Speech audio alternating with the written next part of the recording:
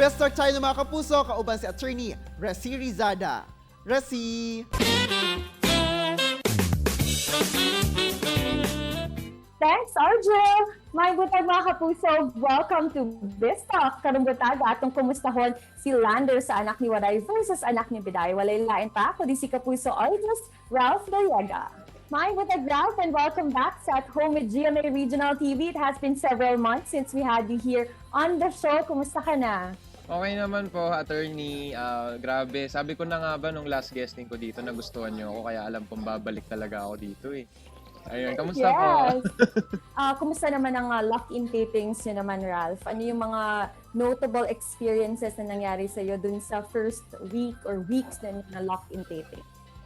Yun nga, ang laki nga ng pinagbago ng mga tapings ngayon. Hindi katulad dati na sobrang close kayo sa isa't isa, yung hindi pa ini-implement ang social distancing. Pero maiintindihan mo naman at the same time kasi nag-iingat din naman ang mga tao ngayon. And nasunod lang talaga sa protocol. At ngayon nga, sa anak ni Waray versus anak ni Biday, we're seeing a lot of, Lander na this time. Ano pa yung aabangan namin sa'yo?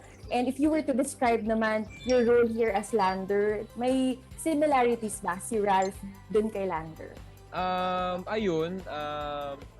Doon sa similarity sa akin with Lander, I think yes, when it comes to friendship. Kasi kaibigan ko dito si Migo Adeser, sa anak ni Waray versus anak ni Biday, ako ang best friend niya dito.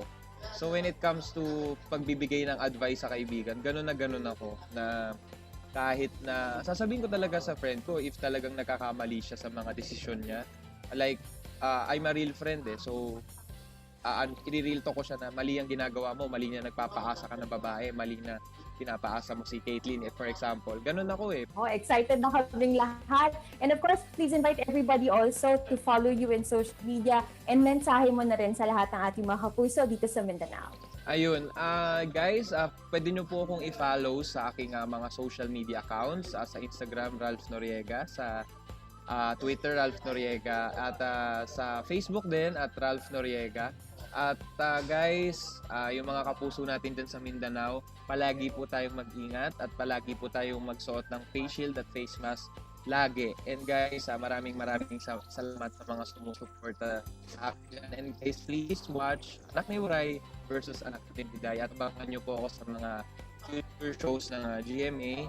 Ayan, malapit na. Marami po kaming bagong inihanda para sa inyo. Kaya naman guys, abangan nyo yan.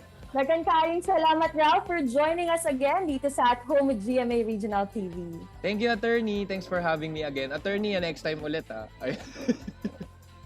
Balik-balik. And that was Kapusong Ralph Noriega. Tutok lang mo mga kapuso kay mabalik pa ang At Home with GMA Regional TV. Kini ang At Home with GMA Regional TV.